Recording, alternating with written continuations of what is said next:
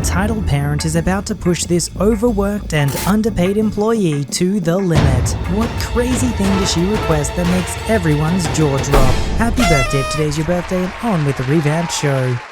I'm a full-time student at a state university. To make extra money, I take classes in the afternoon and work mornings in a donut shop near my house. A few days ago, my manager and I were getting ready to open shop. I get there around 5 AM and the store opens to the public at 5:30, so there is a solid 30 minutes of prep work, brewing coffee, organizing displays, etc. However, we typically don't have customers until about 6 AM, which gives us a bit of a window to finish up the less important of our opening tasks, such as, hint hint, preparing and setting out samples. For our samples, we usually take one of our flavor of the day donuts. That is to say, a special flavor that we only have on the particular day of the week. Cut it into bite-sized chunks and put them on a sample tray on the counter for customers to try. I'm getting ready to do just that when a woman, late 20s, maybe early 30s, and her child, 5 to 6-ish, walk into the store at about 5:35 AM. Me and my manager share a quick look of mild surprise, as it is a bit unusual to see someone in here so early, especially with a child. To put it into perspective, typically the only people here this early are the occasional firemen, police officers, teachers, etc. Still, no biggie. Since I was already in the middle of something, my manager goes to greet them and take their order, and I get back to getting the samples ready. I take out a donut and set it on the display plate, only to realize I forgot a knife. EP, who had been texting since she walked in and shows no sign of looking up even to place her order, proceeds to get 9 dozen donuts, an order that by all means should have been called in ahead of time and requires 3 of our largest boxes. Hearing this, I move the display tray to the side of the counter and behind the boxes of tissue paper we use to grab the donuts, as I don't want it to get in the way of my manager while she boxes up the order. I then go back and grab a knife from the kitchen, a trip that took 15 seconds max, only to return to see the sample plate is empty. Confused, I look at the open boxes to see if perhaps my manager grabbed it while filling the order. Considering that the flavor of the day was red velvet, it was pretty easy to tell that it wasn't there. I then turn to look over the counter, wondering if it had somehow been knocked onto the floor. That's when I notice EP's child sitting in one of the armchairs in the corner of the eating area with what is undoubtedly the missing sample donut. Now this probably ticked me off more than it should have. Heck, it still does. Since I've been there a while, I've seen more than my fair share of EPs, or large groups that take more than one, or even all the samples for themselves, pretending they're being sneaky or just not caring. It really grinds my gears. But this was a level of blatant jackassery that I couldn't even fathom. My manager, who is now taping up the boxes, must have noticed that I stopped moving. She glances at me, notices my now empty sample plate, then follows my gaze to the child in the corner. She blinks a couple of times, clearly just as baffled as I was, and then turns to EP. "Excuse me, ma'am, did you just take the donut that was sitting on this plate?" EP still taking a second before finally bothering to look up from her phone. "Yeah, why?" "Ma'am, that was an entire donut." EP blinking at us with the worst expression of fake ignorance I've ever seen. "What? It was on a sample tray. I thought it was a free sample." Manager clearly annoyed. "Ma'am, taking that sample required you to reach over the counter, take an entire donut from an unlabeled tray, and give it to your child while our backs were turned. I hardly think that situation implies typical sample rules." EP annoyed and obviously unapologetic. "Well, it's your own fault for leaving it there unattended. If you don't want people thinking it's a free sample, you shouldn't have left it on that tray." At this point, it's pretty clear that we aren't going to get anywhere productive with this, and frankly, one donut isn't worth starting a ruckus over. I ring her up while my manager brings the boxes over, and the total is pretty hefty, well over $100, since she got some drinks as well. Now, on our cash registers, you have to press a subtotal button before it will display the amount owed on the customer's side of the counter. Additionally, the credit card receipts aren't itemized and only display the total amount paid, not each individual item. We typically only print itemized receipts on request for card purchases. Wouldn't you know it, this lady didn't ask for an itemized receipt, so it would have been very very easy for the price of, say, one measly donut to have found its way into the total without anyone ever knowing. Very easy indeed. There are some stories you listen to where the whole way you're just thinking to yourself, please end this way, please end this way. And for this story, the whole time I was hoping, please add it to the total, please make them pay. Sometimes there is justice in the world. The business was in such a tight spot too, because if you called her out directly, she might have out of spite just cancelled her order. And it sounds like it was a big sale for the business. But she did steal the donut. There was no reason to think that she was entitled to it for free. If they called her out on it, they could have lost the sale. So I think charging her for it was the best thing that they could do.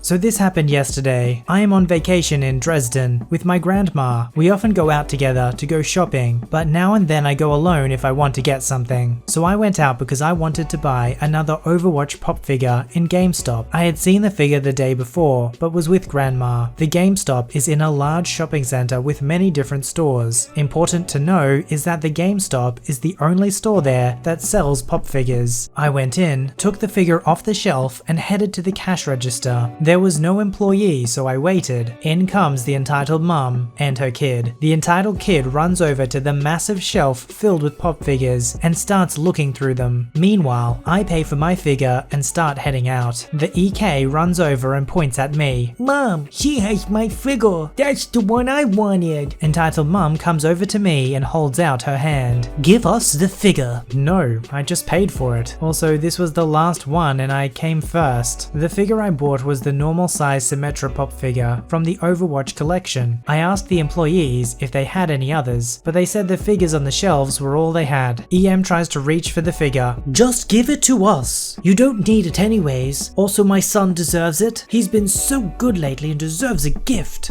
I don't care, lady. I paid for the figure with my own money. Now leave me alone. I walked past her and left the store. I heard the entitled kid whining about wanting the figure, but I couldn't care less. I went to the Aldi grocery store to get something to drink. I had put the figure in my bag, which was partially open. I got a bottle of water and went to pay. Out of nowhere, EM runs up to the cash register. "Stop her! She is trying to steal my son's toy. I wanted to get him that toy." She tries to grab the figure out of my bag. What is your problem, lady? I push her away and take out the figure, but we don't even sell these figures here. "I saw her take it. I wanted to buy it for my son and she stole it. She wasn't going to pay for it." I take out the ticket that shows I paid. Also, I will gladly go back to the GameStop and show you more proof I paid for it. I have a store card on my name. Please leave the store now before I will call security. EM and DK leave, and I didn't see them for the rest of the day. I paid for my drink and went on shopping. I somewhat wish the cashier would have checked my ticket.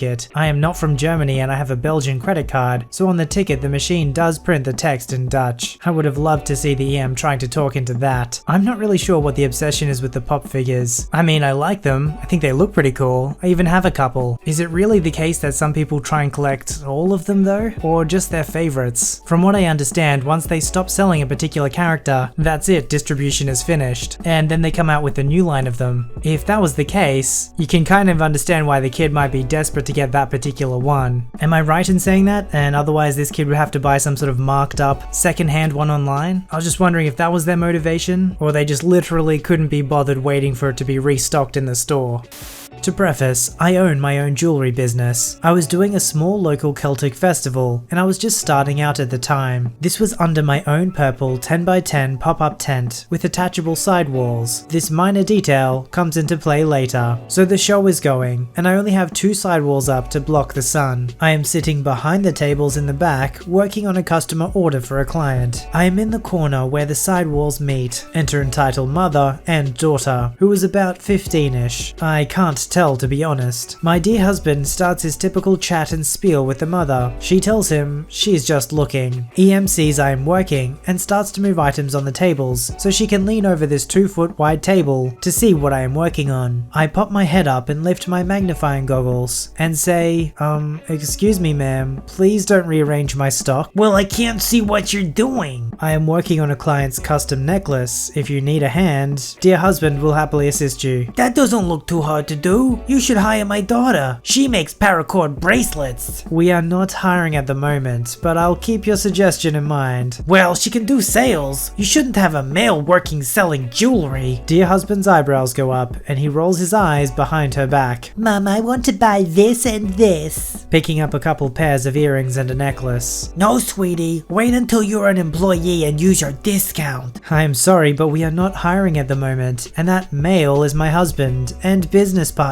EM huffs and grabs her daughter by the arm and starts to walk away. I nod to dear husband to chase after them to get product back from entitled daughter. He comes back and we chuckle over the situation and thought it was over. I was wrong. So wrong. 1 hour later, EM comes back. I've been watching from over there, and you have sold a lot of jewelry. I can also see a lot of people walking around with your bags. Okay, thanks. So, I think I should be your business partner. You can make everything and I'll sell it and keep half the money. Honestly, my mind went into blue screen of death mode and my jaw was on the ground. Excuse me? Could you repeat that, ma'am? I am not talking to you. I'm talking to her. Me, finally rebooted brain. I am sorry. I am not looking for a partner right now. I already have one. Oh, he doesn't count. He is just your husband. He doesn't do anything. Okay, that's it. I stand up. Ma'am, I do not need or want a partner, and I am not looking for an employee. This is a family business. Have a great day. EM stalks off. 10 minutes later, hubby goes off for a break. Suddenly I hear a ripping noise as a sidewalk gets ripped off my tent. I stand up, ready to defend my cash box. It's her. She starts ranting at me in a high-pitched, scratchy voice. Honestly, at this point, I can barely pay attention to her words. She starts trying to grab at my tools while saying how she can sell my stuff for me, and I need her. I scream for security and dear husband. I could see him 2 booths away. I turn to her. Get your effing hands off my stuff now, and get the frick out of my booth. Security came and heard me out first, and removed her from the festival. Later, comparing notes, she tried this on another booth too. Sometimes you can follow along with the rationality of an entitled person. It might be really twisted logic, but from their perspective they make it make sense. In this story, I just can't see what's going through their head whatsoever. It seems to be like her main motivation is money, either her daughter getting a job, her becoming a partner, and trying to sell the jewelry herself. It's almost like she's wanting to start her own business but doesn't want to do the work, so her plan is to go down to a festival marketplace and just try and muscle her way into somebody else's business? To start your own business, you need to work really hard and you need to take risks. This entitled mom basically wanted to skip that whole process and steal half the ownership of a business without doing any of the work. First time posting here, big fan, and I watch your videos every morning before going to work. I work at a popular hot wing restaurant and have been there for 6+ years. In the cast is me, entitled lady, poor manager, poor cashier. It's around 5 o'clock and almost time for me to switch from cashier to cook for the last 4 hours of my shift. This family comes in and don't look anything out of the ordinary, and I say I can take their order, no flags or anything. As soon as this lady opens her mouth, I knew I was doomed. Taking the order was really uneventful and simple except for her tone. She talked in that rude clipped tone that screamed, "I'm better than you and you need to shut up." I'm used to it. She says she wants the wings to be really well done. I say, sure, no problem. And I kid you not, she puts her fingers in my face and says, "If these wings are not well done and crispy, I will be bringing them back." Okay, got it. Okay, ma'am, just to let you know, it will be about 29 minutes since you want those really crispy. Okay, that's fine. I get taken off the drawer and now I'm running the line and bagging orders. 20 minutes into her cook time, she sends her husband to find out what the heck is taking so long. I'm sorry, sir. She said she wanted them well done. It'll just be whatever amount of time is left. He nods and sits back down. Get the order out and think that's the end of it.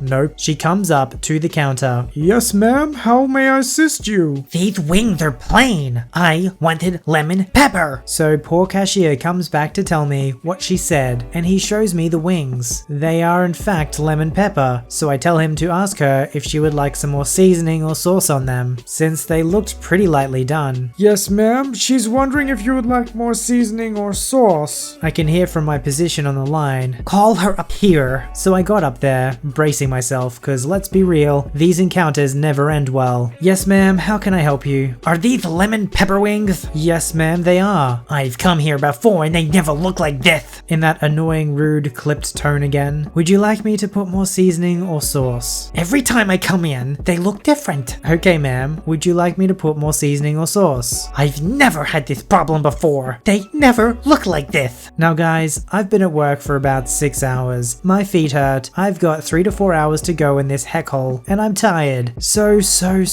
tired of people like her. Would you like more seasoning? I dropped the fake customer service voice. It went about as well as you would think. I want to speak to the GM now. Not a problem. PM, tag out. And I went back to work. I didn't know what their exchange was because it was busier now and I was focusing on orders. Now it's this morning. We've just opened and the area manager is calling because we got a complaint on us and blah blah blah. I'm probably gonna get written up, but whatever. I'm tired of this place anyway. Sorry about the rant. I'm just so done. You can only work in a place like that with people like that for so long before it starts to drive you crazy. Those sorts of places have a high churn through rate of employees for a good reason. Submit your story to be read on the channel at voiceyherestories@gmail.com and join our Voicey veteran community at r/VoiceyHere. Don't forget to like, subscribe, and hit that bell to never miss an episode. Alright, Voicey veterans, I'll see you in the next one.